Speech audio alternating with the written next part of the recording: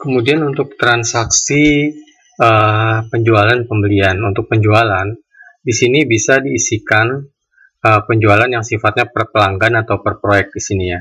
Jadi isikan tanggal, kemudian nomor invoice-nya, nama pelanggan, kemudian paketnya atau produknya atau proyeknya.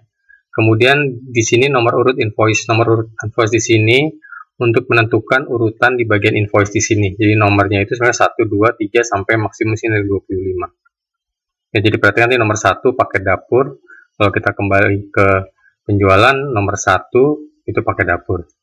Golongan harga ini adalah golongan harga yang sesuai di daftar harga produk di sini ya. Jadi tinggal dipilih. Tapi kalau misalnya tidak ada harganya, langsung saja diisikan di sini.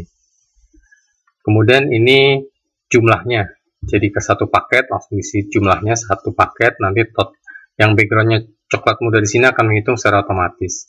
Kemudian diisikan di sini rekeningnya, apakah rekening atau piutang. Di sini kategori laba ruginya. Kemudian ada proyek, ada tanggal jatuh tempo. Kemudian di sini ada contoh kalau pakai PPN bagaimana. Pakai PPN bisa diisikan seperti ini. Di sini misalnya diisi tempat tidur, kemudian PPN 10%. Di sini nomor urut invoice ya, nomor 1, nomor 2. Ini untuk memunculkan di invoice. Kalau tadi kita pilih nomor 1, nomor 3, ada nomor 2, nomor 4 tadi, oke. Nah, ini ada PPN, langsung tertulis di sini 400.000. Dan ini masih kas. Nah, kemudian kalau transaksi piutang bagaimana? Di sini ada transaksi piutang. Ini sama. Oh, hanya untuk PPN perhatikan. Di sini ditulisnya adalah kalau misalnya PPN ini utang pajak ya. Jadi mau PPN atau PPH utang pajak di sini. Nah, kemudian kalau transaksinya adalah piutang, tinggal formatnya sama, hanya pada saat pemilihan di sini dipilihnya di sini adalah piutang. Jadi di antara rekening di paling bawah ada piutang, tinggal pilih piutang. Ini sebagai contoh, ini ada piutang di sini penjualan proyek, dan ini karena pajak, utang pajak. Pada saat pembayaran itu bisa diisikan di sini. Jadi ini totalnya 6,6 juta piutang. Pada saat pembayaran diisikan di sini, ini sengaja dibikin contohnya begini, tapi pada saat pengisian tidak harus ada jeda ya, bisa langsung diurutin saja. Ini hanya untuk memperjelas saja di file contohnya. Pada saat pembayaran di sini ada harga non produk diisikan di sini sesuai jumlah piutangnya. Ya, di sini diisinya kas, di sini piutang usaha. Jadi di sini sudah bukan kategori laba ruginya, tapi sudah masuk ke piutang usaha. Jadi piutang usaha di sini kategori laba rugi, di sini piutang usaha, di sini kas. Jadi pasangannya selalu seperti ini. Kalau pembayaran piutang, ya piutang usaha dan kas.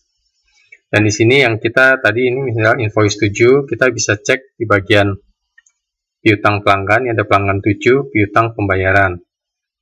Kemudian ada berikan invoice, nah di sini pelanggan 7, piutang pembayaran. Ya, ini bisa dipilih semua invoice atau invoice belum lunas. Nah, tadi sudah lunas, saya tidak muncul. Ya. Oke, kemudian berikutnya adalah kalau misalnya transaksinya adalah rekap, bisa diisikan seperti ini. Jadi tidak harus per pelanggan. Ya, jadi di sini bisa diisikan rekapnya. Ya, transaksinya ada berapa unit yang terjual, bisa seperti ini. Jadi untuk memudahkan, kalau misalnya ada rekap apakah harian, mingguan, jadi misalnya transaksinya tidak rutin setiap hari, bisa diisikan rekapnya. Kemudian, di sini ada satu lagi contoh kalau konsepnya bayar DP. Bayar DP ditulisnya seperti ini. Ya. Di sini transaksinya sama, ini milik. Di sini piutang usaha, penjualan proyek. Nah, DP itu dianggap pembayaran dari piutang usaha.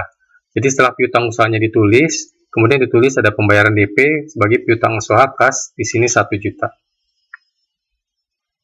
Ini jelas ya. Kemudian untuk pelunasannya tinggal ditulis pelunasannya di sini, 19. Oke. Untuk penjualan saya kira cukup jelas ya. Kemudian kalau untuk pembayaran ini sama pada prinsipnya dengan penjualan, hanya terbalik saja.